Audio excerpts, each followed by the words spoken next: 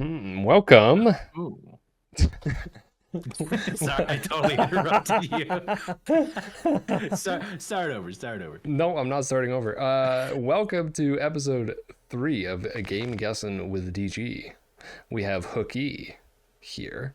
I've not even posted episode 2 yet with Mex, as per when I'm recording this, but it'll happen. Just been a little bit busy.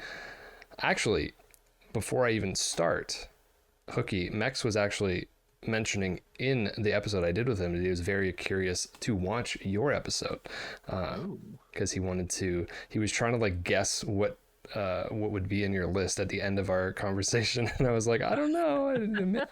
Well, what was some guesses that he was throwing out? I think he mentioned, well, I don't want to say it because, well, you just, no reaction from you, you don't give me any hints here. He was like, I think there's gonna be a bunch of like farming-ish, like cozy Stardew Valley type games, and I was like, I don't know, I don't think so, maybe one or two, but yeah, so that's what he threw out there. We'll find out today. I guess so. So for those unaware, what basically this is a little show I do with a guest, and they go through what their top 10 games of all time are, and I guess as they're explaining what the game is like and why they like it. I try to guess what it is by interrupting them mid-sentence and calling them out. And also then I try to guess when the game came out because I like doing that. But not really that important. What's important is that we're going to talk about the games that Hooky likes, and I'm going to see if I can guess them mid-sentence. But feel free to start your list, but all right, you can also do like honorable mentions or something if there was something that you needed to get out of the way because you feel bad. all right. And those, if you have honorable mentions, you don't have to. I'm not gonna like guess them necessarily. Sure. Yeah. All right. So I guess I will throw out. I do have some honorable mentions, but first, I do need to address the point that I did try my hardest to kind of like keep myself from like putting similar games like right beside each other so they wouldn't like clutter up my top 10, if that makes sense. So I kind of just like put a slash if I thought they were similar enough or deserved like a joint spot, if that makes sense. Sure. But it's not gonna be too confusing. So all right, actual honorable mentions list, in no order. We got Baldur's Gate 3, Omori, Enter the Gungeon, Breath of the Wild / Tears of the Kingdom, and BioShock. Yeah, Breath of the Wild in that honorable mentions tier kind of like tears at my heart a little bit. Those are some heavy hitters there, all of them.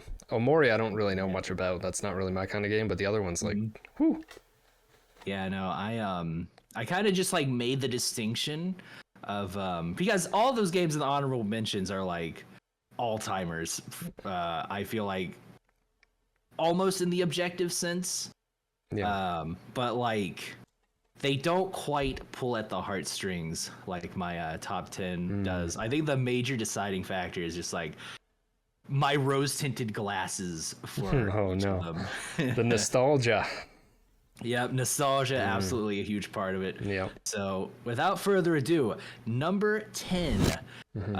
This game was released on December 1st, 2017 for the Nintendo Switch alone. Objection. What? What's the objection? The point of view... What? The point of you getting the release dates was so that I could guess the release date after I knew what the game was. Okay, I see. Yeah. Well, then just forget that part. Okay. I mean, any other clue goes, right? Yeah. That makes it. Okay, I mean, that makes it a lot easier. But you say December 1st? That's a weird. Mm-hmm. On the launch year of the Switch. The Switch. Yep. Okay. Go on. What else do you got? Sure. Okay, so it's first party. I'm sure you probably gathered that much. I don't want to give it away too much. What do you like about it though? Okay, sure. No, it's I think, okay, so a lot of people are going to find this game maybe a little on the cringy side, which, perfectly fair. I just really like the gameplay. The core gameplay loop is very fun. It's kind of got like it's definitely a JRPG. Oh, Mhm. right. Okay. Is that Xenoblade Chronicles 2? That it would be. Okay, yeah. I really enjoy the game. I really like kind of just like this is going to be a very contentious point. Not necessarily the character design, but I like the kind of like color coordination that comes with the character design. Okay. um, Like but it's no, very like they have very distinct outfits, like yellow and red and blue. yeah, that sort of thing. Even if like I know a lot of people do not like Pyra's design, which fair. I think it's very bad as well. Don't get me wrong, but probably the more important point is just like I really like the story and I like the gameplay a lot to the point where I think I put in like 120-ish hours, which is a lot. Wow. And I like it more than the other two because I think it's just really my first like time playing a Xenoblade game, and the Okay. landscaping in all those games are just like it's amazing. I think like top tier landscape design. Yeah, So that's yeah. the only one I really played, which is also weird because it doesn't make sense to play it first at all. But Yeah, no, I that was my first one. that's a weird coincidence that we both played it first. Also, it seems to be the one people like the least out of the three of them, Yeah, that one's generally. it's yeah, like I said, my the rose tinted glasses is a Have big you gone factor. back and played the other two? Like you've played all of them? Yes. Okay. Yeah, I played all of them. I haven't played like the full DLCs for like 2 or 3, which I need to, but like, yeah, no, just like seeing a lot of the locations in Xenoblade 2 was, I don't know, kind of still like ingrained in my mind. It was that, yeah, I don't even know if I probably would have guessed 2018, but yeah, that was the first year that I played that Yeah. over that Christmas. Yeah, that Mhm. was it was fun. It got I think that is one of very few games. Like I can think of one other game where this happened where I played like 90% of a massive JRPG and then quit. I was like, Oh, I don't want to do this anymore. It's too much. And then I that's watched the fair. ending. But yeah, no, I just thought it was a very cool, like outside of the very obvious, like frustrating mechanics, like the game's gotcha system, which is kind of Mm, weird for a single player game. a little bit. Um, and then just like the character design, which, yeah, there's a lot of bad character design. Think there's a very funny thing where if you type in bad character design, like 2 characters from Xenoblade Chronicles 2 pops up as like the first search result Oh for no. Google. Like the Uh, first of 2 of 6. I remember that one the character. What is he like? His name is Poppy, or he says Poppy a lot with that little. Oh, I don't know what he was. Tora, the little Nopon. Yeah, just his, like the Yeah. voice actor is just like. d- It got to me a little bit after a while. I was like, all right. I don't know. I gotta really like Tora's voice. Not Yeah. gonna lie. I'm sure I'm probably in a minority, but like Ah, the Nopon voices are, I don't know. They're fun. They're whimsical enough. yeah. No, I mean it's cute. It is cute. Yeah. All right. Good, interesting start. Right above Baldur's Gate 3 and Bioshock and Breath of the Wild. Like I said, the deciding factor was the rose tinted glasses. Spicy. Spicy for sure. Upside down maybe. But moving on, I suppose. Yeah. Number 9. So this was a game, or I mean, this is a game. I don't know why I would be using past tense, but Well, some games disappear. It does happen. that's maybe. I think this game's still kind of like in the sort of like public subconscious. Maybe not that much, but Okay. so this is, oh man, the first clue that popped in my mind is gonna immediately give it away. So we're gonna try to go a more interesting route and say this game takes place at night and only the night.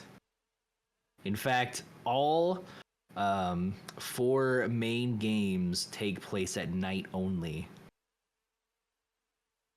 Any hints? Of this, Or, I mean, whatever any this guesses? whatever this series is, there's 4 games. Yes. And they all take place in like a singular night. Well, I guess one of them is like, okay, the third entry into the series Wait, is a Danganronpa? prequel. No. That's not how it works, right? That's over the course of okay. Yeah, that's over the course of like however many days. Yeah. But no, all 4 of them, they take place on separate nights. I guess I should say, like it's a separate night deal. But each game itself is a self-contained story in a singular night. You're gonna the first thing. Well, no, that doesn't make any sense. Yeah, I don't know. You're gonna have to give me like a genre or something. Okay, we're gonna go with like it's part. Oh, jeez, it's this is not gonna help at all. But is it like weird like a no combat like adventure type? Oh no, there is game? definitely combat. Okay, there is combat. There's puzzle solving. You get a bunch of gadgets to use throughout each game. You slowly unlock each of them as you progress through the game. Is it horror? Because you're talking about night. It is not horror. Oh, so I guess the last game in the series kind of has to do with like horror and fear, but that's more of like a more of just like a theme rather than a something that's present in the game mechanics. Huh. Man, I don't. Is this something that like? Is it popular? Like I probably know what it is. I've heard of it. Oh yeah, you've definitely heard of it before. Like maybe once the maybe once we get to what it actually is, you'll be like, oh yeah, that's what it is. I'm just like, there's random things that have popped in my mind, but they don't really work. Like Dead Space or well, you said not horror because originally I thought Resident Evil, but that doesn't make sense either. Mm-hmm. And then I'm like, Little Nightmares. I don't even really know anything about that. Like, oh yeah, there's also a whole collectibles thing going on in the game, so it's also a collectathon in some ways. Oh, is it a platformer? It's not a platformer. But okay, so there's hold on. There's 4 games. You're only putting one of them here, though. Yes, only one of them is here. Which one? The second game of the series. And I will say the third one is a prequel, and made by like it's kind of like a sister studio. Arkham City. Aha! There you go. Yeah, that's what gave it away there. Okay, yeah, I never would have thought that they take place over a night. Well, that makes sense now that you say it, but that would have never crossed my mind. Yeah, no.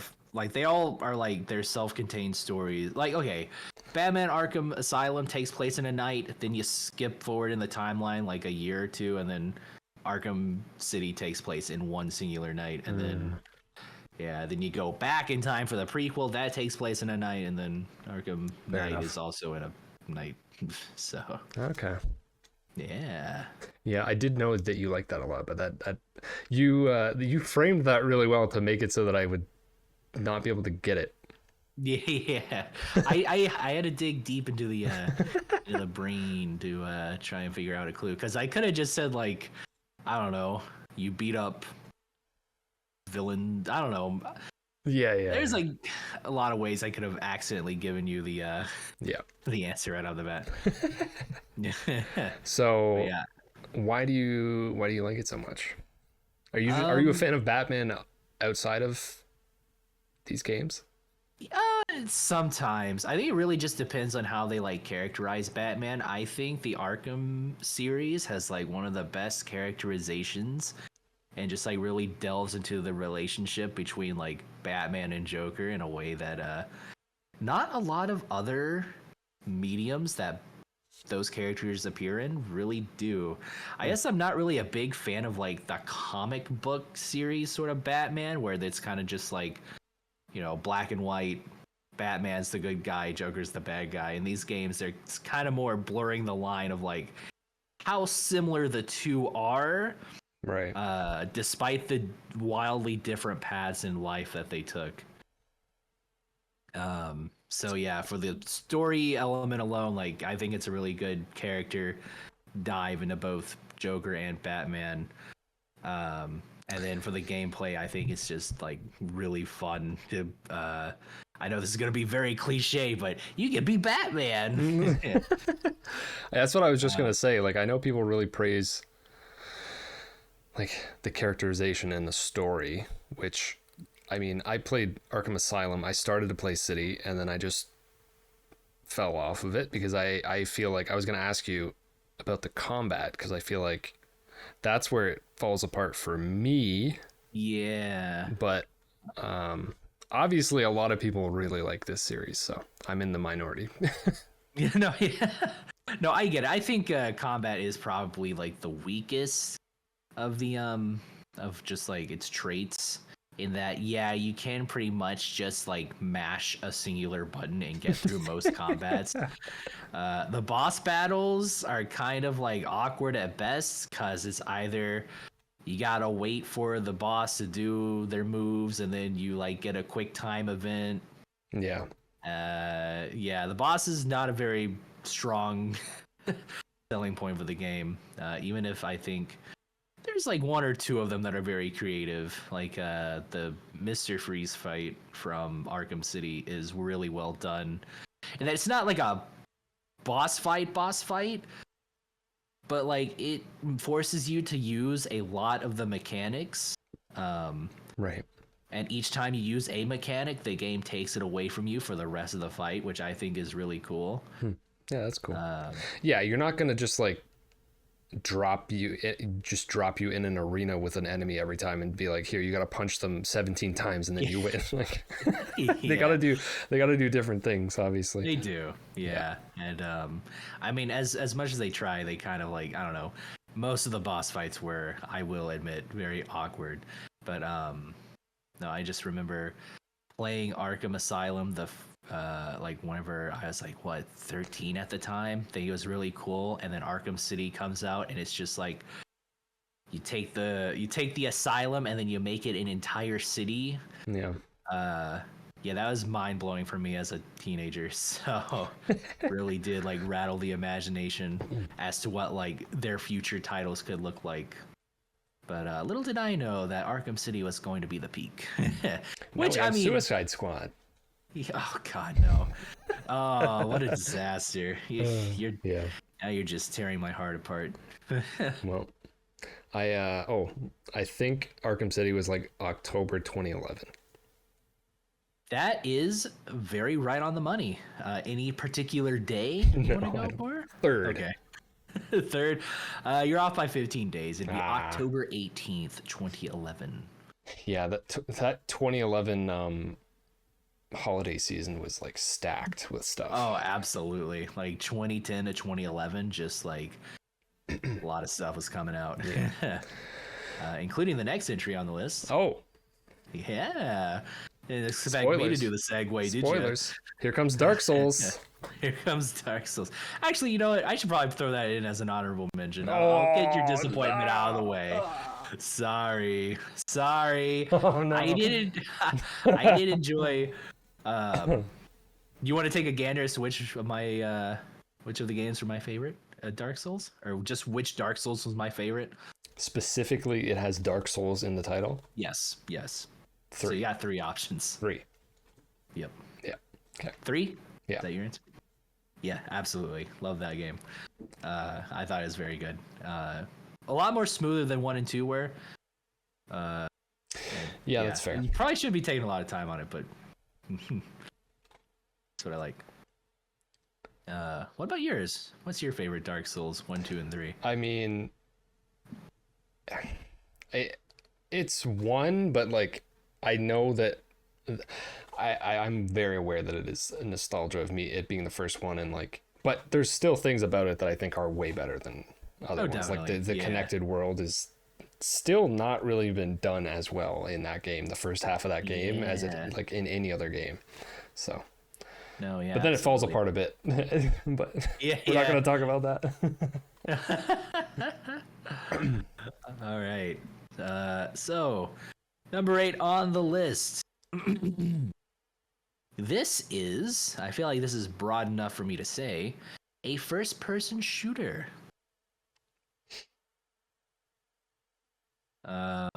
Halo Reach. There you go. Wow, seriously? That's the one. Yeah, no, I Wow. already gave you the 2010 hint. Yeah, that's so, why that's the only reason I was like, I think that's the right time. Yeah. Yep. um, Wow, okay.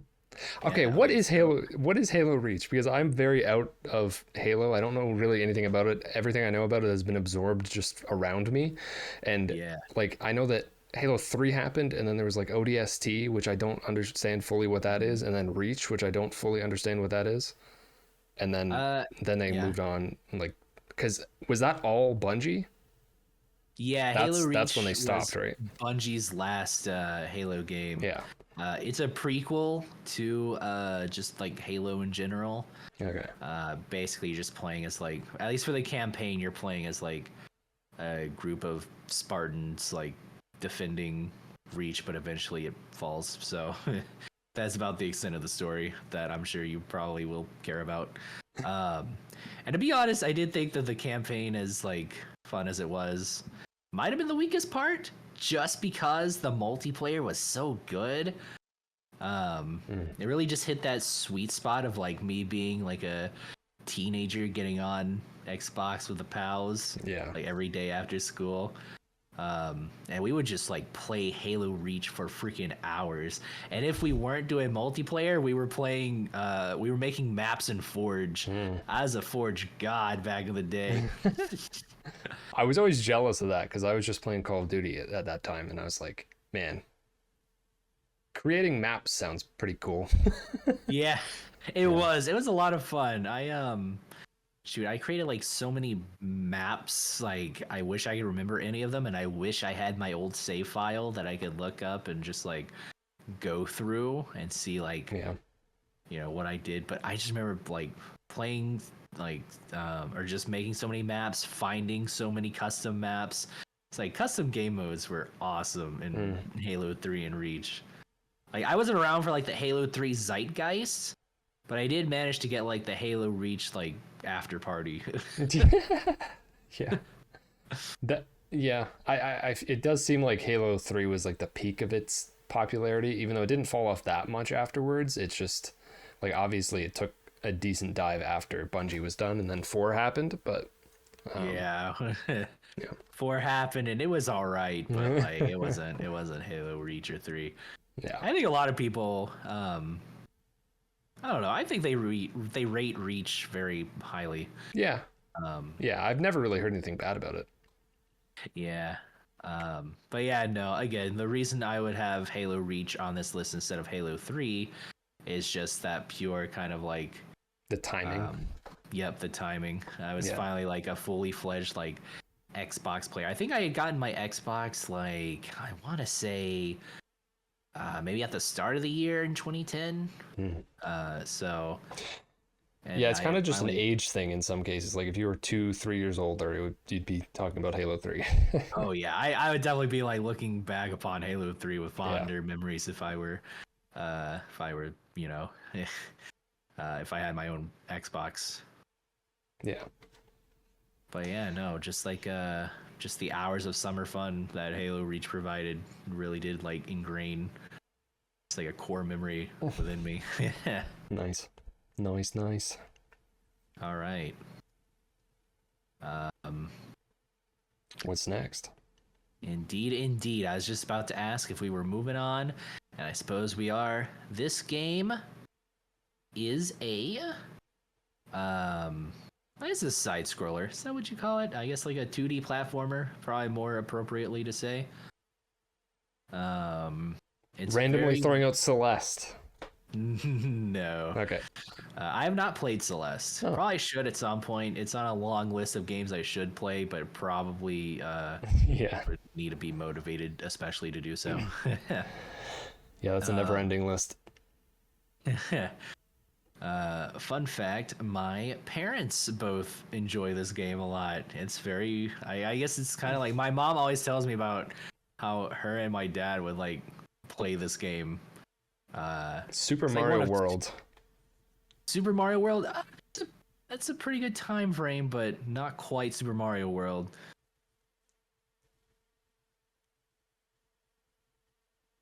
Is it Sonic? Not Sonic. Um, Hmm. should I say like whether or not you should move forward or backwards a few years? Super Or Mario should I Bros. keep quiet? 3? No. Okay. You are getting. You said well, 2D though, right? Yeah, 2D. 2D platformer. Is it like what's is it like yeah. a somewhat obscure platformer that like the character is really not relevant anymore? I think the character's still very relevant. Very relevant. 2D platformer. Well, maybe not as relevant as Mr. Mario. But, Okay, yeah. Well, yeah, okay. But like B tier relevant? yeah, B tier probably makes sense for relevancy. Rayman? Not, I feel like Rayman's probably like D tier relevant. Yeah, I know. I was trying to be nice. Well, I mean, it better not be Jazz Jackrabbit. I'll tell you that. As Jackrabbit. Oh my god, isn't that a Scion thing? Oh, it is. I like I said, I mean, well, I don't know if Jazz Jackrabbit That's was like around. F tier. Yeah, F tier. not only relevance. that, but sure, Jazz Jackrabbit was around, and I don't know. I don't know the Jazz Jackrabbit lore. Maybe he was around. You don't want to know it. Yeah, I'm probably Just blanking on something super obvious. So it's not Sonic, it's not Mario, it's not quite as like relevant or popular as Mario, but probably around that time frame. You said I went backwards by going pre Mario World, so we're talking maybe N64, PS1. Is that might be a correct? little too. That's too late. in the So timeline, it's probably yeah. okay. It's Super Nintendo. I was right with the Mario guess, but it's man. There's so many that I'm just like No, there's definitely a lot of 2D platforms. I know. And NES. You got to give me something else. All right, it's well known for its music. If that helps. Kirby? Good guess, but no.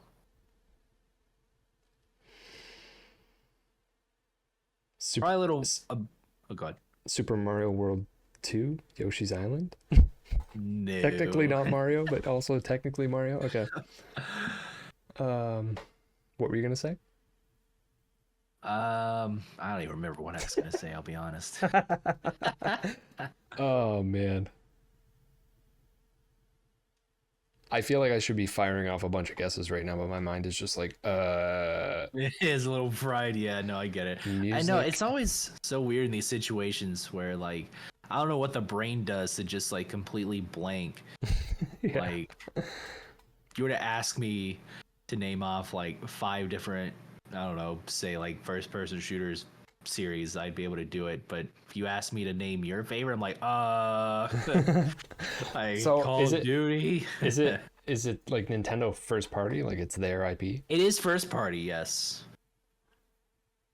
I will say there was like a weird sort of legal spat though involving this IP. Super Metroid? No. Yeah, no, legal spat over just like I don't want to say it was like copyright, but it was it has something to do Oh. with just like the fact that a company was producing this game and then was like kind of acquired by Microsoft.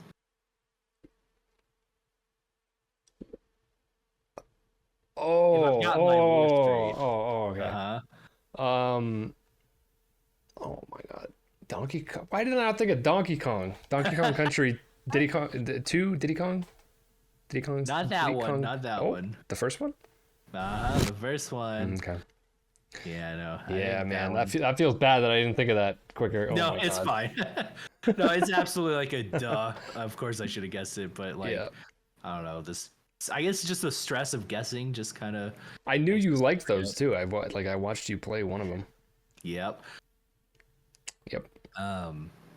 So first things first, the music. I Yeah. feel like if I ever need a comfort song, Aquatic Ambience is getting blasted. And if That's not in 2 though, isn't it? That one's in 1. Is it? Yeah. Is it in Aquatic both? Ambience. It might be in both. Okay, maybe because it always comes up. I don't know. Sometimes I listen to the soundtracks of all 3 of them Yeah, mixed yeah. up. Yeah. Um, Yeah, it's a really good song. it is like it just like everything is just so cozy, I guess. Like Yeah. it's nice.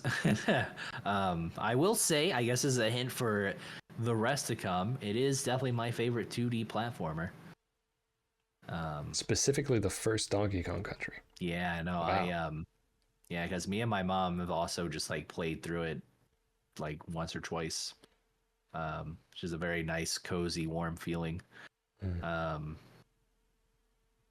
Definitely wrapped in nostalgia again. Yeah.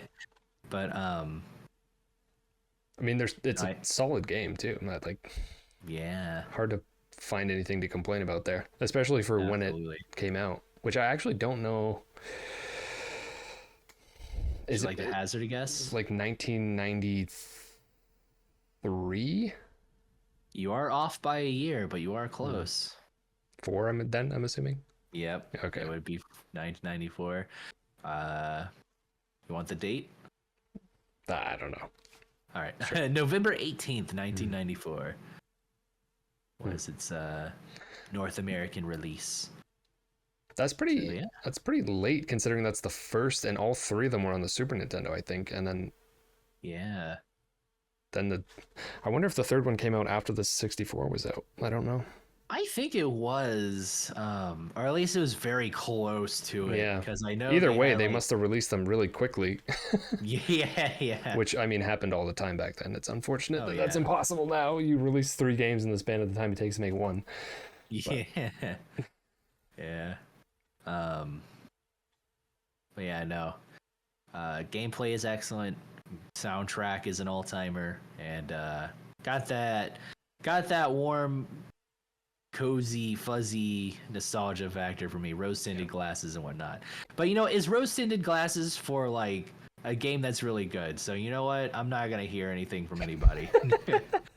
I don't think anybody's gonna be upset about that pick. No, yeah, definitely not. I don't think there's many Donkey Kong haters out there. Yeah.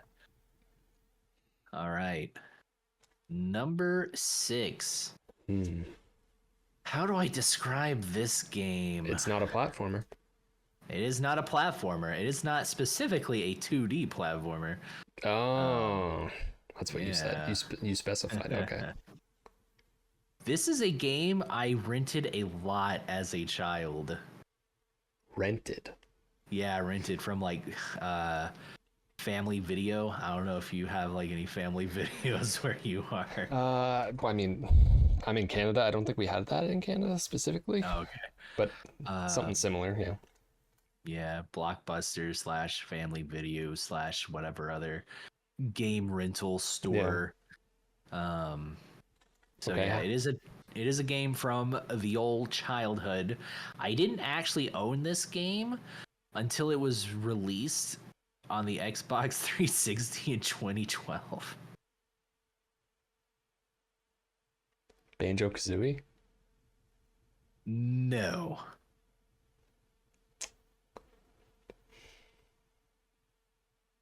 Man, it would feel weird to categorize this as a 3D platformer. But like by all accounts it kind of is, ? Okay. It's got like a mission style, sort of like how you progress through like the game's campaign is that you gotta do missions with a rotating cast of characters. there is there are 2 stories you can complete, and after you complete the 2 stories, there is a final story you can complete. I can see the gears just turning. So it's kind of a 3D platformer, and I'm assuming it was. Is it Rare? It is Also? not a game by Rare. Okay, because that's all I was thinking about. Because you said Okay. from before and then came out on Xbox in 2012. So I was like, Yeah, okay. that definitely does line up with like Yeah. Banjo, but it's Yeah. it's not Banjo, it's not Rare Okay. made, so uh Man, I trying to don't know think if I what know else. it based on what you said about the missions and then like there being different characters and storylines or Yeah, so you can play as like 6 total characters throughout the story. It's a mission-based game. 6. Each okay, so there's like 3 styles of level. W- I'm trying to avoid words that would give Sonic away Adventure? Oh, yeah. 2? Uh-huh. Yeah, there you Oh, go. okay, wow. Sonic Adventure 2 Battle. Yes. Yeah, that's the one that came out on GameCube. It was like an updated Right. thing that had like Yeah. more things to do in the Chow Guard. That's one of very few Sonic games that I've ever actually owned, and I still have it, I think. Oh yeah, I've only ever owned it digitally. I never got like a physical copy of it. Oh, okay. For some reason, if I ever had like, if we ever went to like a game rental store and I didn't know what to choose, I would just pick that up. Multiple times. This time I'm gonna play as Knuckles. It's like 3 games in one. Yeah, true. You can rent it at least 3 times, and it doesn't become ridiculous until the 4th time. Hey, look, okay. Chow Garden in that game was awesome. You could raise your own little chow, and like you can make it like an angel or a devil. Look, you basically gave a baby the powers of God. I did not interact with that part at all. Oh, the Chow Garden was so cool. You could feed it medicine and little animals to make them stronger in different categories like speed or power.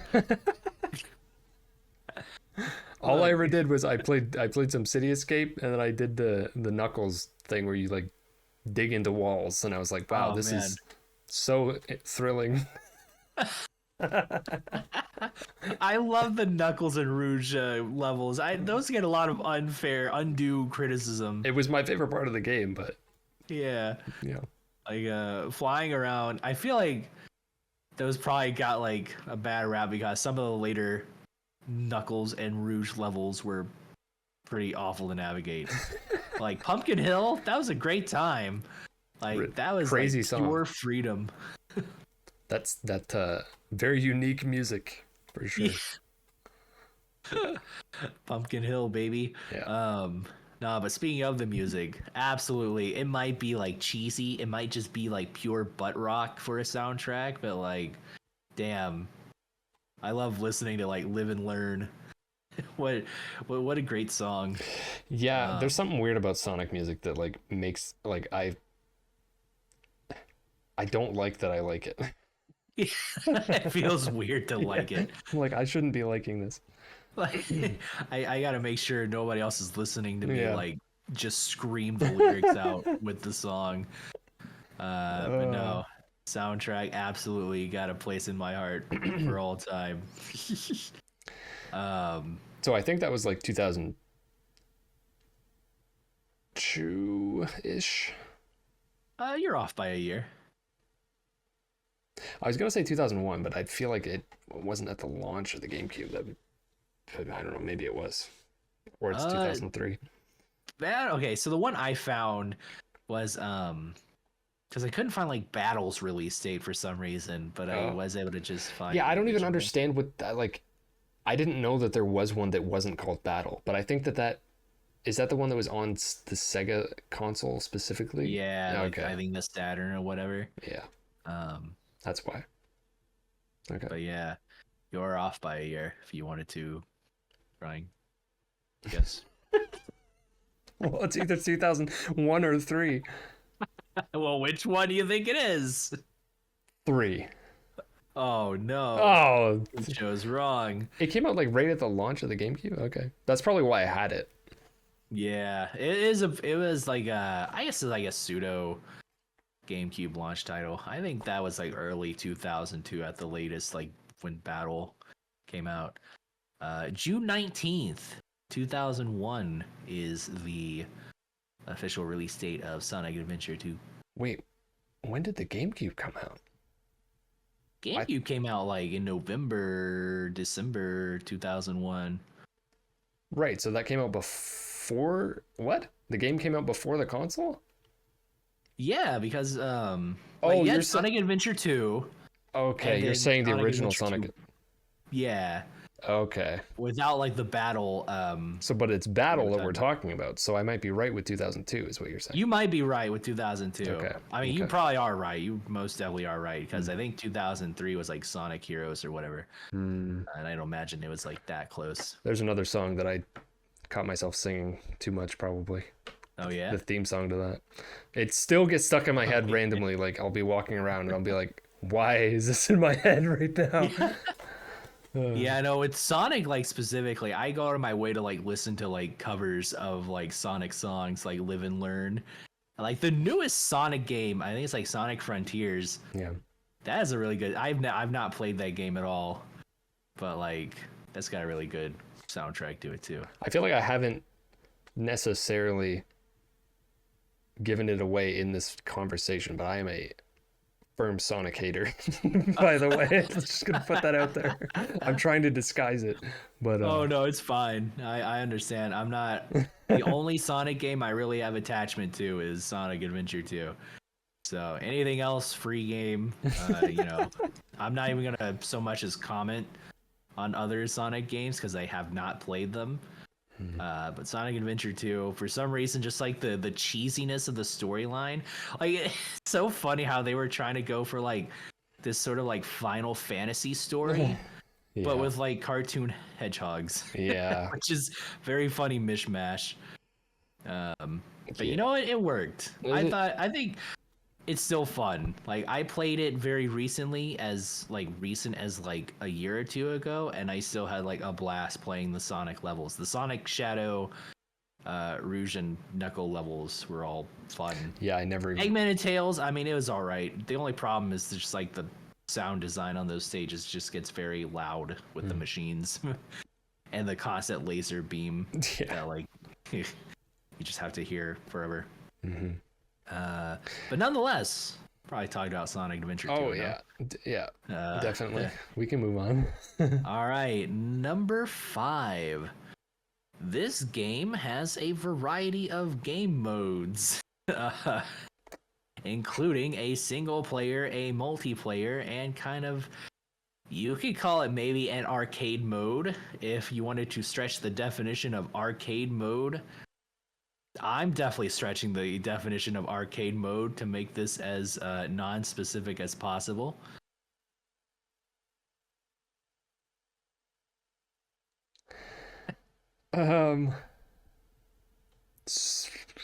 Super Smash Bros. Ultimate. Not quite. In fact, not at all, I'll say. Oh, what? Okay, I was about to start guessing all the other ones. Good thing you clarified. I realized as soon as I said it, I was like, you know what? I should go ahead and clear the air on this. Okay. Not in that genre. Mario Tennis Aces. No. We can probably leave Nintendo Land for now. Oh, it's not Nintendo. Yeah. Okay, not okay. Nintendo. I was assuming the way you said that there's multiplayer, single player, and arcade. Hey, Whatever believe that me, means. Arcade may or may not have air quotes around them.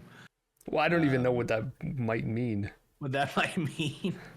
Is it a fighting game? Because that's kind of what you made me think. It is not the fighting genre, no. Oh, okay. So, wow. That is a good guess, though. I will say that does kind of meet the the definition of the criteria I gave. But no, not a fighting game, not Nintendo. What else is there? I don't want to say what exactly the genre is because I think that would definitely narrow it down a little too much for right now. Well, if it's not a shooter and it's not a fighting game and it's not a Nintendo game, then feel like it's a shooter. You are on the right track. It is a shooter. Arcade. Okay, so by arcade, are you implying like... I don't know if I've ever heard you talk about Gears. Gears?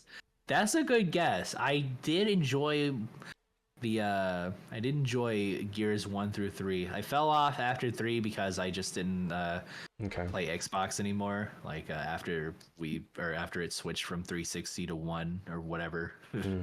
Whatever that marketing thing is. Yeah, the biggest mistake ever. Okay, because I was thinking it was like Horde mode or whatever it was called in there. Yeah. Oh, but it could also be zombies, and it could be a Call of Duty game. And maybe. I think that you've talked about Black Ops 2? Oh, you're Black so Ops close 1? To being on the money. There it is. Okay. Yeah, Black Ops 1. So, damn, wait, that was the same year as Reach, wasn't it? Yes, it was. Jeez. It was 2010. Year. Yep. Do you have a guess date on the release? Okay. November 9th. Oh my God, you got it exactly correct. November 9th, 2010. Whoa. Nice. All right, so yeah, no, that was November 9th. 2010 release date. At first, I thought I was gonna like it because I was like just trying to get games for my Xbox, and like turns out it's actually really fun for a Call of Duty game. I kind of like disagree with myself putting a COD game like this. Yeah, this is pretty high. It is, but I just remember. I guess I'll start with the weakest part, which is the campaign, which is decent in its own right, but like I didn't exactly make any core memories off of playing the campaign. Like, core memories comes from like having fun in the multiplayer and the zombos. Like it's pretty much the same situation as Reach, where like me and the pals after school every day just like got on and just like played for hours on end. Much to the detriment of some of my grades, but not too badly. Especially when you're doing zombies and you don't know if you're committing to like 3 hours. Yeah. No, oh my God. Or longer. Especially the Easter eggs. Like, there's one map called Shangri-La, a zombie map. That Easter egg, we attempted it so many times and failed so many times for like a solid month until finally one day like the golden run happened. We like managed to do all the steps to the Easter egg and complete it.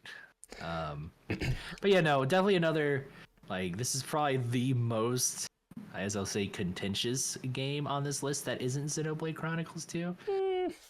Like, I don't really think it is. I mean, really? No, I mean, not to me. Black Ops is people are annoying about Call of Duty to an extent. Like, there's totally valid criticisms for it, and especially considering they keep forcing them out every year for the most part, and there's been major missteps because of that. But like,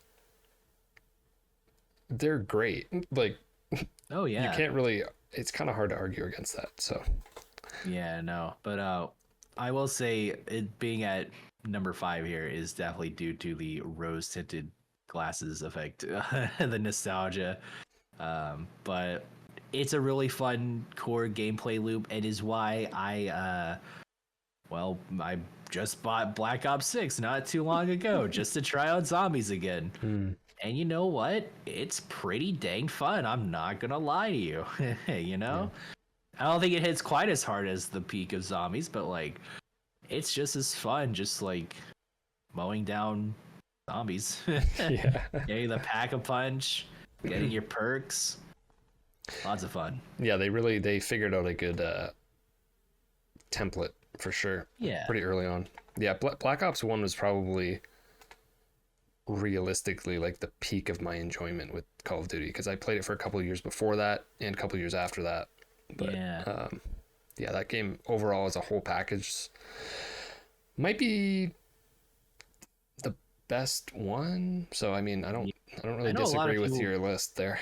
Yeah. I know a lot of people like to go for the Modern Warfares, but like, holy crap, did the multiplayer in those games just annoy the, I don't know, the tar out of me.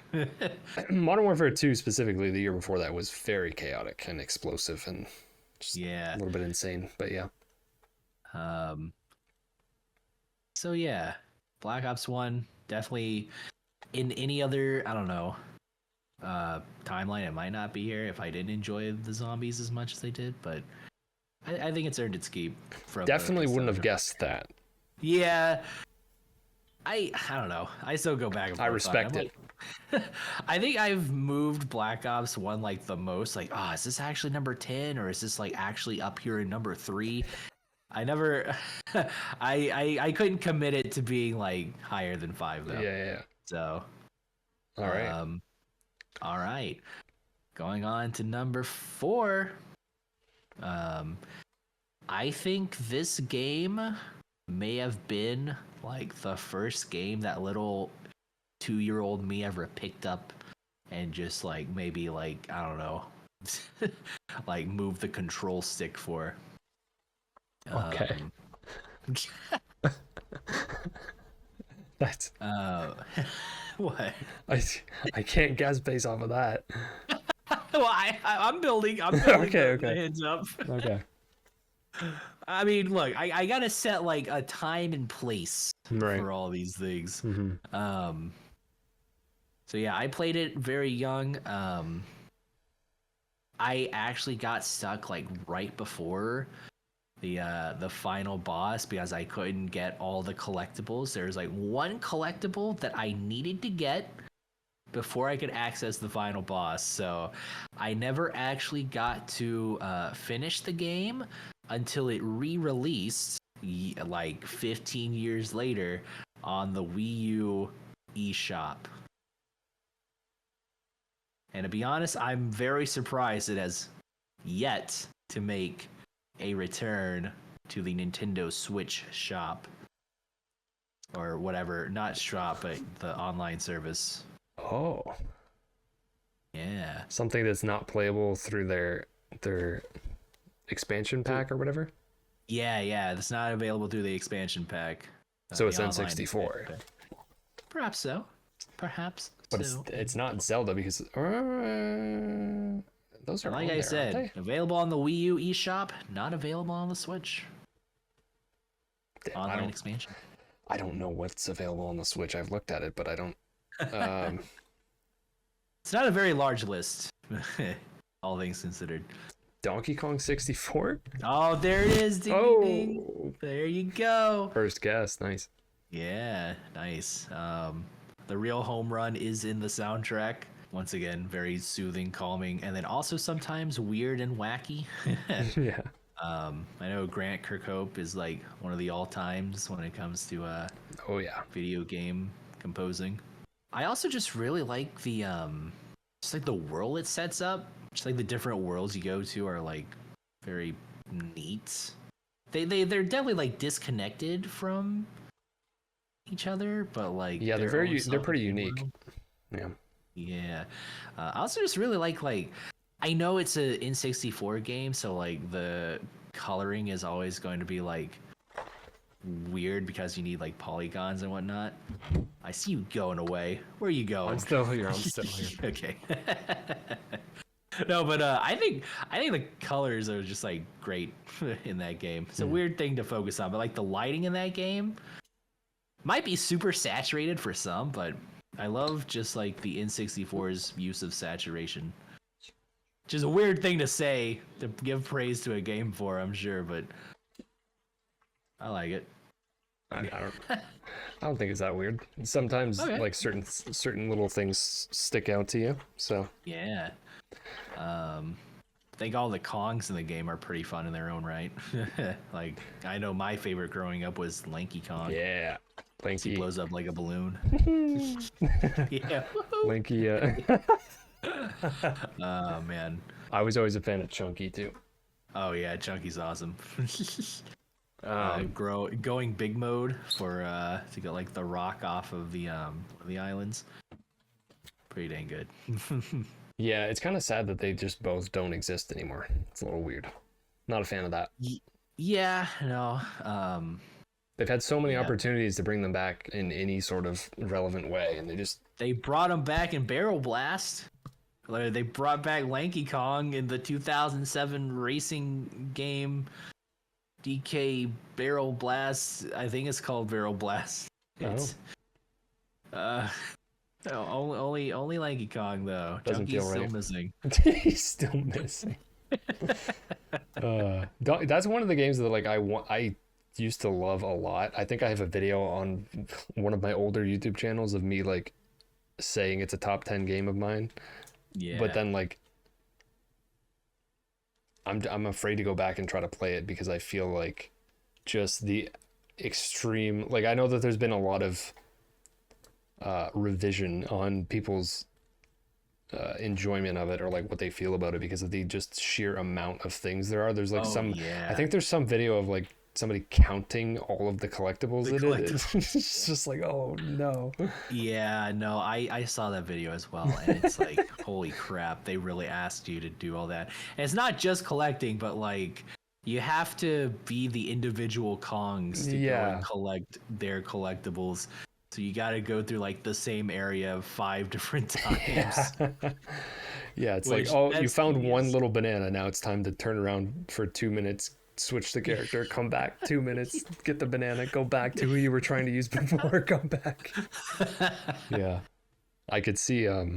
But then like, I don't know, it was just different back then. And if you were younger and like you just had Yeah. infinite time and it didn't matter, and you were just having Oh, fun, yeah. running around, doing it, your hand walking with Lanky. Absolutely. Like, we weren't, I mean, I guess back in them days, you weren't really spoiled for too much choice. Yeah. Like, you had to make, I mean, I guess developers felt like they had to make the game last as long as possible. I mean, that still happens too, but Oh, definitely. No, like, at least in the age of the internet, there's like so much more content in terms of video games that you can consume and be satisfied with, I guess. there sure is. Yeah. 2 Donkey Kong games, wow. Yeah, 2 Donkey Kong games. I was surprised myself. I was like, damn, that is pretty dang I cool. think it was. Well, I know it's either 1999 or 2000. I think it's 1999. It is 1999. However, it was very close to being a 2000 release. We December? got this one clocking in at November 22nd. See, that's what like doesn't make sense because that was Rare, and they did Banjo-Kazooie in like 98. Then Yeah. that the next year, and then Banjo-Tooie the next year, or 2001. It's like, how is that? How do you do this? Yeah. How'd you come up with all that? I mean, there's obviously similarities, but still. Yeah, but I do recognize the game flaws. I'm just choosing to ignore them, like I do for half the games on this list. Don't get me wrong. I'm not gonna sit here and tell you it's the it's peak, but it's peak for me. Damn it! It's all that matters. That is what matters. It's your list. All right, number 3. Oh man, I really want to like give some sort of trivia for it, but I feel like you would immediately be able to sniff it out. But you know what? I'll let this one be a shorty. I'll say this is how you and I first met.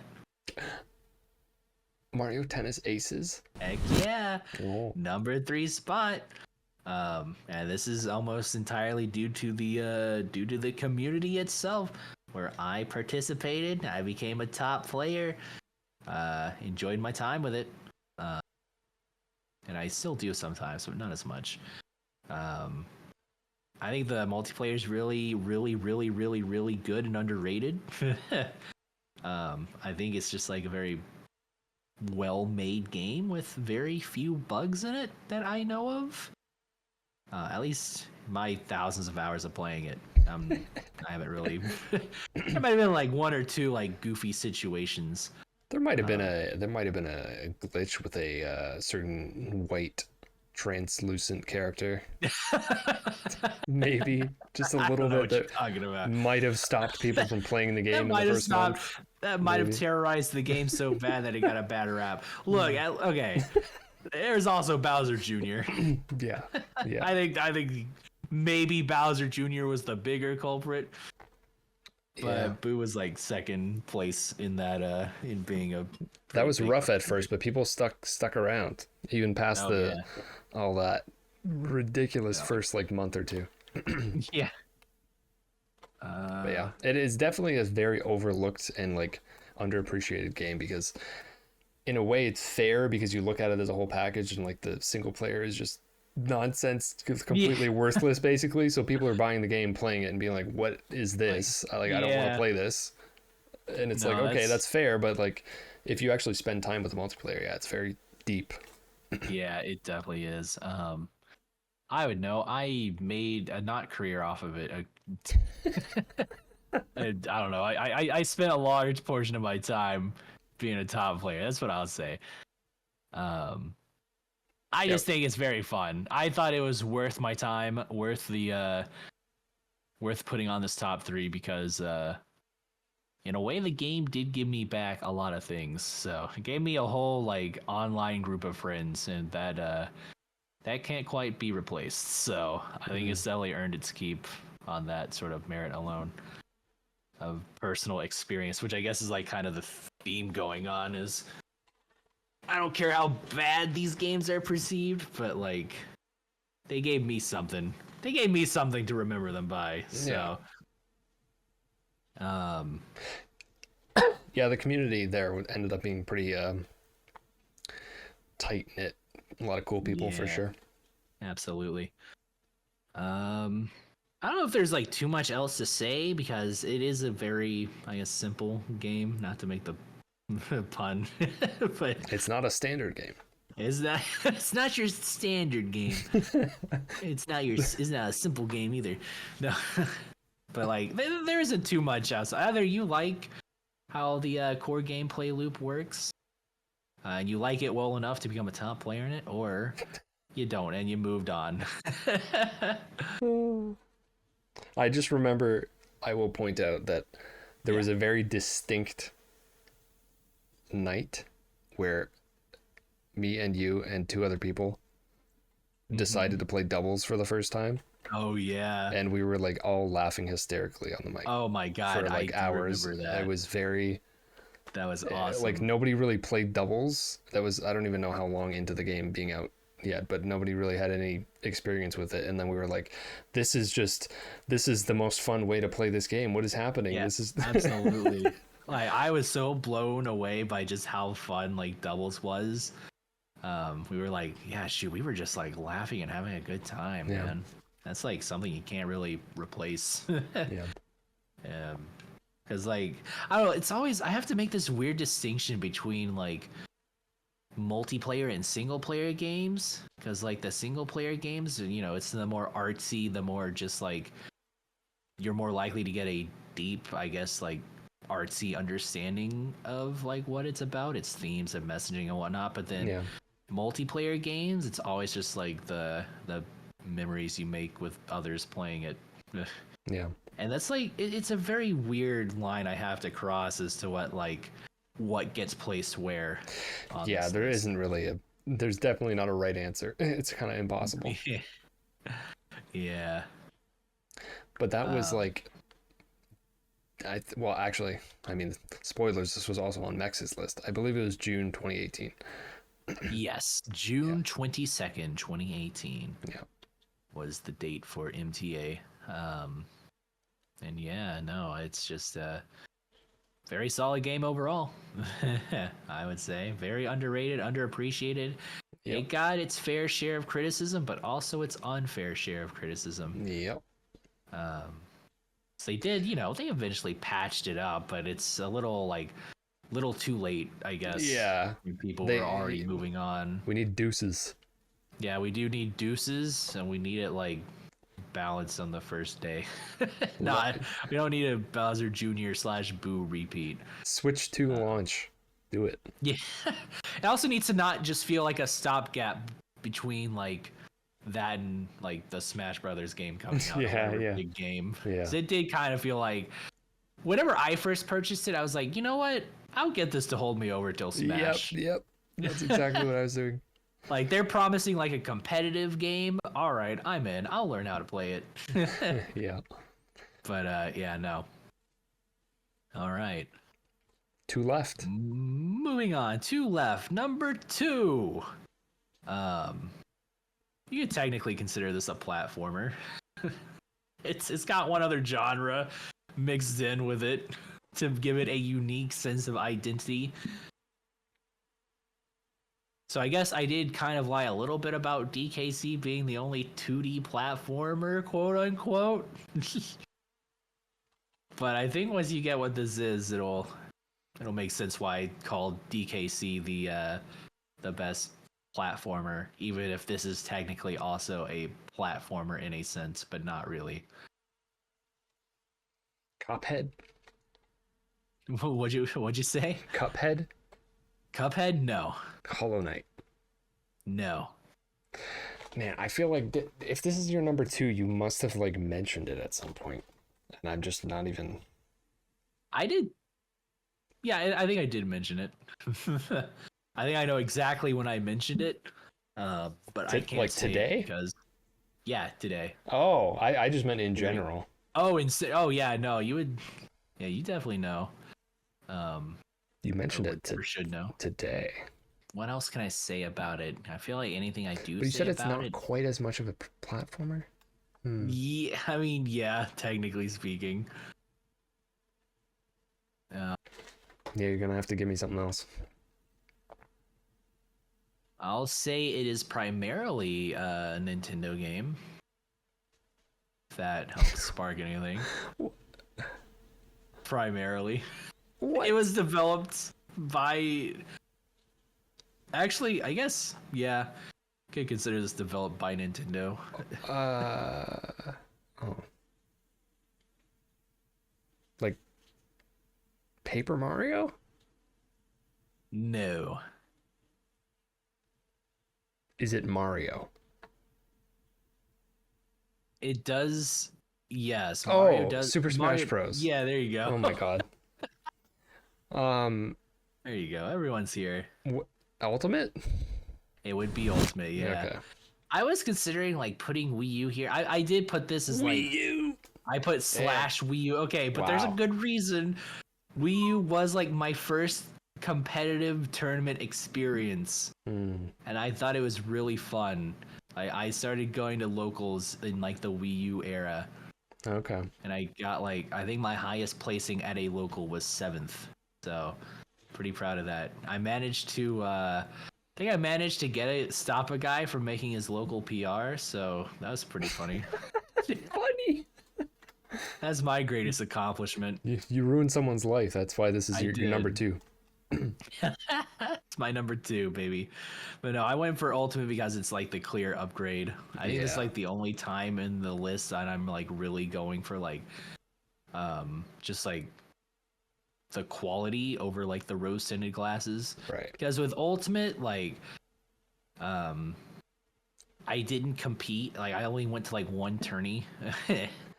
I went 3-2, which is not bad, but I only ever went to one tourney, and then COVID hit, and I didn't want to play online because the online is very bad. That's exactly kind of what happened to me. I finally went to a couple tournaments, and then then COVID happened. I was like, well, guess not. Yeah. I do just think how grand the game is super cool too. The reveal trailer, to kick things off, everyone is here. That was super cool. I don't know if anything is gonna come close to just replicating that sort of just feeling of I guess awe. Yeah. Leaving you awestruck. Yeah, it was a very exciting time, not just that trailer specifically, but then like leading up to the game and like the character trailers, and then also like Oh, the DLC trailers as the game was going on. There was always oh something to my look forward God, to. yeah. It's great. Yeah, no, it was always something to look forward to. While it was like in its development cycle. Yeah, Um, yeah, they're great and with I that. think, yeah, um, I think it's just like a really fun time. Yeah. If you can believe it or not, Yeah. it being number 2 on my list. Mm-hmm. I still have like really good memories, just like going to your stream every day and like we would play in your lobbies and whatnot. Um, and like whoever decided to like join in that day. I remember all the tourneys you used to host for the game as well, all the fun little tourneys. I don't know how, but I always managed to come in second in those. Like there's just some random person would join and kick my ass in finals. It's like, well, okay. There's always someone better than me, I guess. Yeah, that's the tough lesson playing Smash. No matter how good you get, you're still inferior to somebody Absolutely. or You know, thousands I of have people. fun along the way. Yeah, that definitely. Uh what else about the game? Just like I don't know what else could be said about the game other than just like its grandeur was on a scale unlike any other game I've seen before. Just in terms of just the amount of IPs that went into it. It's like how large of a game it is, and for how large of a game it is, it also pays attention to so much detail. Like there's so many small details in the game that just really makes you appreciate like what it's all about, I guess. Yeah, just like paying homage to characters that are not even in the game, or like references, or like making sure that things are accurate to what they're from, and yeah, it's pretty crazy. So much care put into all that, which is not even necessary. Like, there's just so much extra. It's like, why do you care so much? It's great that you do. Like, yeah, no, it's awesome. It's a quality that like I wish every game would have. Yeah. But, like, I do think it's like that sort of standard bearer of just quality. Quality while also having quantity, which is like perfect. But yeah, go ahead. Oh, I was gonna say, I think it was December 2018. Yes, it was December 2018, December 7th.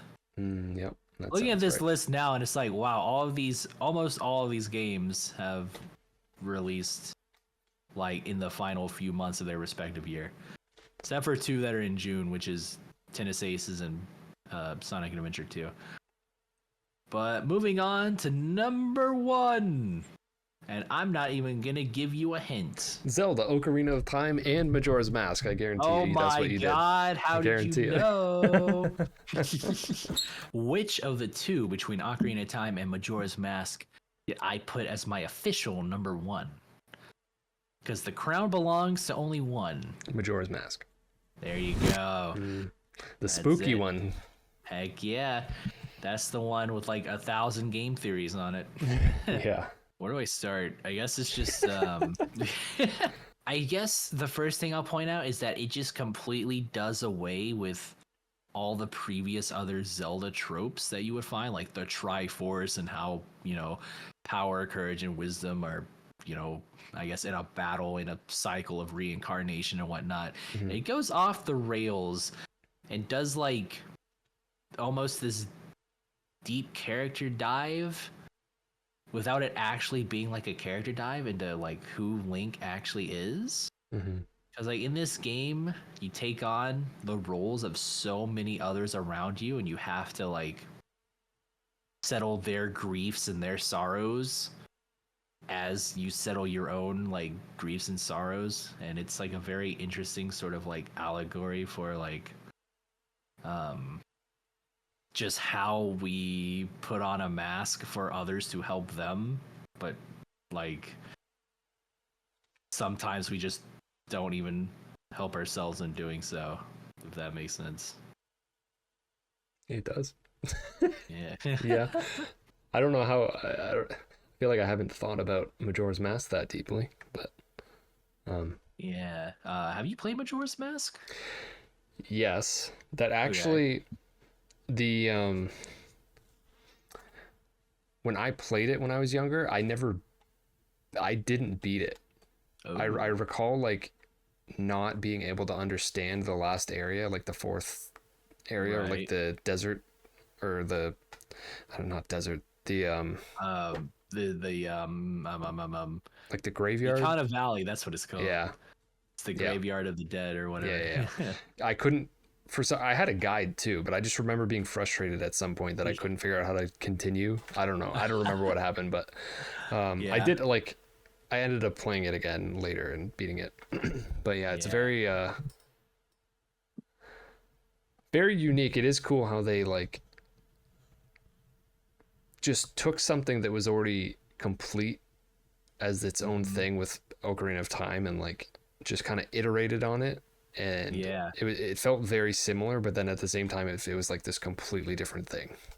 Yeah. That's And like, you didn't really know what to expect with it because they weren't, like you said, they weren't following the same patterns that they've done even before yeah. Ocarina of Time. Yeah. There's not really like a traditional story pattern because it's also chopped up by the 3 day cycle in which Yeah, yeah, you might like complete an area and then go back in time and it's like you didn't even solve their problems to begin with by going back in time. it's just like Like, if you were to take a major first party franchise from any like important studio right now and was yeah. like, hey, or if they were like asking for permission to make a game and they were like, hey, can you give us 2 years to like make something that makes no sense and has Oh, nothing yeah. to do with anything, like, It and does like seem has like an so many anomaly. weird game mechanics. Yeah. Like I just feel like that doesn't happen now. Yeah, You no, can't that take would that much of a risk. not happen at all. Yeah. Like, I feel like so many companies nowadays are like so protective of their IP. Like, I know there's like that famous thing about like Miyamoto wanting like the Paper Mario team to not deviate too much and just use like only toads or whatever for like one of their games. Mm-hmm. Like Sticker Star, I think it was. Okay. That's why there's like so many toads in that game, whereas like in the first two Paper Marios, like they were like, I don't know, NPCs and enemy types that just aren't in any other games. Right. But no, with Majora's Mask, it's such a weird turn from what's like a traditional like just fantasy setting of Hyrule, where you've got your hero, you've got your damsel in distress, and then you got your big bad evil. And it turns it into just like this tale of like a personal sorrow. I feel like it's just, I guess that is kind of the core of it. It feels like a much more personal tale, even if you're going around like helping, the locals with their problems. It's still like such a personal tale of like having to take on the forms of like local heroes that died in their pursuit to stop these stop the forces of bad from terrorizing the land or whatever. Not to get too deep into the spoilers of a 24-year-old game. 24 years. Yeah. Yeah. Yeah. But no, I definitely like. There's like so much beneath the surface of the storytelling in the game, and it's super impressive that it was done, or the game was made in like a year, like effectively a year to Yeah. make the game. Maybe like a little more, like maybe 14 months or something. But um, Yeah. It doesn't I make feel any like, sense. yeah, maybe just like the time crunch um, afforded like the developers and the writers to just like put their own, like, I guess, almost just personal woes into the game. Cause like, I Instead of remember, collaborating as much with each other, they were just like, okay, yeah. this part's gonna be about my last week. I'll put this Yeah. in. It's like, here's my You frustrations. can't question me because you don't have time to double check this. But there is like a there's like a pretty funny anecdote that I watched, like a Did You Know gaming video for Majora's Mask, and like the famous line from the game, like Well, now I can't remember it. What the? So you've been no, So okay, no, I famous. got it. You've been met with a terrible fate. Is like Yeah, the yes. Apparently that line is supposed to be like an inside joke between the developers that made its way into the game because they were just like joking around that they had been met with a terrible fate of having to make the game in 14-ish months. Wow.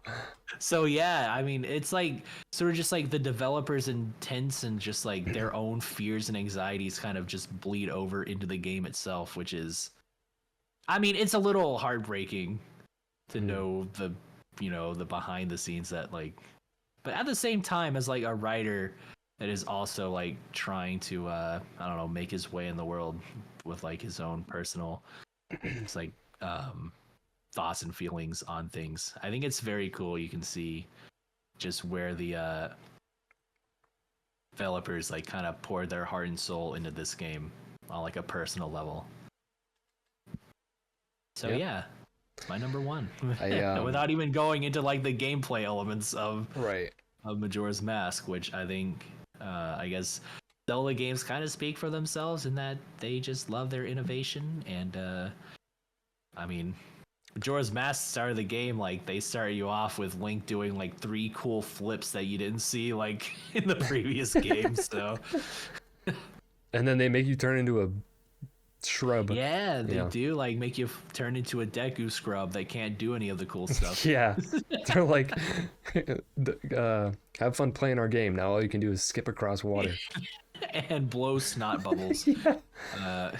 I remember definitely not liking, like, I feel like it's weird that they open it like that. I feel like it's not a strong start to be using the Deku Scrub for a decent amount. Like, you're forced to there, but then also, like, the first quarter of the game, like, you do have to use that, and it's definitely, like, the weakest. Like, it makes sense that you escalate and get way cooler stuff, but it is, like, a slow build-up, for sure. Yeah, I feel like they probably knew that like the Deku Scrub wasn't going to be the most exciting, so they were just like, here's a taste of what you could do once you get your form back. Yeah. So you got to go to the clock tower and get your form back. But yeah, no, that's my number one. And I think I already said why I edged it out over Ocarina of Time, just it being or like a personal thing instead of just like, I don't want to call Zelda generic fantasy, but in a lot of ways it kind of is. I mean, like, I won't deny it. It's got weird and kooky characters in it, and I really do enjoy those weirdo oddball characters, but for the most part, Zelda tends to trend on like the generic side of fantasy, where Majora's Mask, anything but generic. Like, gosh dang. That's true. I remember just being like, I liked it, but also I don't know if I played it right when it came out or what, but I was probably either like 7 or 8 when I played it, and it's like, this game is, why am I like, I'm sad. Like, this game is depressing. I don't even know what that means right now, but this game is depressing. There's a very different like obviously Ocarina of Time had dark parts, and like after you like get to adult, and then like the town's all like decrepit and stuff, like there's darkness, but like then you can just go back to happy-go-lucky town. But I don't know, in Majora's Mask it's just kind of always just looming. Always, doom and gloom outside of like a very few like shining moments. Like, but even those are wiped away by the days resetting. So maybe that's just like maybe that speaks to me. Shows who I am. Very doom and gloom person. Just kidding. I try to be as cheerful as possible despite whatever is happening in the world. So, well, there's some things happening for sure. There are things happening. I'm not talking about them here, but no. All right, well, it's a good list. I was a little bit surprised on a couple of them. Yeah, no, I don't think I ticked off a single farming game for mechs. No, I was like, I don't know about that, but okay. Which, I guess, what were the biggest surprises for you? If you can remember. If you want me to give like a quick little rundown Sure. my top 10 again. All right, so number 10, Xenoblade Chronicles 2. Number That's 9, surprising. Batman Arkham City. 8, Halo Reach. 7, Donkey Kong Country 1. 6, Sonic Adventure 2. 5, Black Ops 1. 4, DK64. 3, Mario Tennis Aces. 2, Smash Bros. Ultimate / Wii U. And then number 1, Majora's Mask / Ocarina of Time. What was number 4 again? DK64. Yeah, I'm gonna say 10 through 4 was pretty surprising. Okay. Like, yeah, I didn't realize how much you enjoyed Call of Duty, because like we had talked about it, but Yeah. that's pretty high. And then the fact that there's 2 Donkey Kong games on there, and they're not like the Donkey Kong. I feel like the 2 most like revered Donkey Kong games are Donkey Kong Country 2 and then probably Tropical Freeze. Yeah. So those 2 Donkey Kong games on there are pretty. That's Oh yeah. spicy. But again, you're coming at this with a lot of nostalgia, like you were saying. So Oh, yeah. it makes sense lot with of- that context. Feel good. Yeah, definitely. Yeah. Like yeah, no, it's definitely a list dominated by better times, simpler times, Yeah. as it were. Yeah. I think the most recent game on this list is Smash, which again is dominated by the fact that, well, I guess there weren't as many worries back then, even if it was like 6 years ago. Yeah. Well, this was fun. My top 10. This was fun. Indeed. Hope Thank you you for having enjoyed me. doing it. Yeah. Oh, I certainly did. I love talking about my my hyperfixations. I might not be able to explain them very well. I think you did. All right, thank you. Everything I'm made glad. sense. You didn't lose me at any point. Okay, don't think. okay, that's good. I definitely felt like I was losing myself trying to make points, because like I'll practice for so long on like the points I want to say, and then I'll start to say them and completely forget. It's also hard when I'm specifically asking you not to tell me what you're talking about. That's not exactly how you normally describe something. That's true. That's true. So I'm just making it harder. Indeed. But thank you so much for having me. I Yeah. enjoyed talking about my top 10. When are we going to see a top 10 from DG in video format? Kinoth and Max have both asked me this question, and I refuse to answer. So there is no answer. I'm not doing it. I can't do it. I told one of them I would struggle to make like a top 100. I'd implode. Surely you could do like some sort of tournament style where like you pit the games against each other and you say which one's better, this one or this one in round 1, and then surely you can determine a winner by the end of it. Well, yeah, I guess so. Something's gonna get robbed then. That's how it Something goes. might get robbed, but Yeah. surely you have a favorite game of all time. Maybe. Maybe. I guess we'll have to find out. Not this video though. This is all about Exactly. All right. Well, on that note, whatever that, I don't know, that doesn't make any sense. That was a horrible transition. But on whatever note I'm referencing, that's going to be the end of the video. all right. So, it's great chatting with you. Great list. Indeed. Always a great And chat. Thank you. I will talk to you another time. I hope everybody watching enjoyed. Do you want to like tell people to go to a certain channel or link or anything? Yeah, I mean, I don't stream as much anymore because of certain circumstances in my personal life, but hopefully we'll get back on track here soon enough. Twitch.tv/Hooky is that's where you can find me sometimes playing a game if I feel motivated enough. Otherwise, you can also follow me on Twitter at or I guess now it's X. I don't know. X. I gotta look up my my X account name. Hold on. Don't go. At who is Hooky? Dang, I was gonna say that, but I didn't want to be wrong. But I did think of that. All right. That is, I had to pick something that wasn't Hooky because it was already taken way long ago before X was, before Twitter became X. So. Fair enough. Fair enough. It is just a word also, so.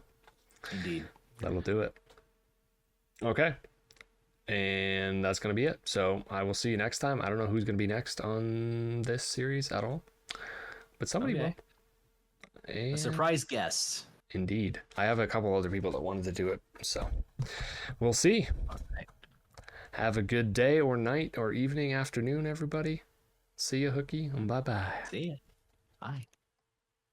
Feel free to follow me over on Twitch at dguns, or head over to Backlogged if you want to see any of my reviews. I write up reviews for every game that I play. Also, check out my Patreon. For the most part, what I'm using it for is creation of YouTube shorts. And basically what it is that you ask me a question that is gaming related, and I answer it by making a YouTube short. At the $5 tier, I'll do one a month, and then it increases from there. You can check it out over at patreon.com/doubleguns. Thank you to those that are supporting me on Patreon. We have The Mex Factor, Kinoth, Scion, Hooky, BioBadger, and Icy Bardock.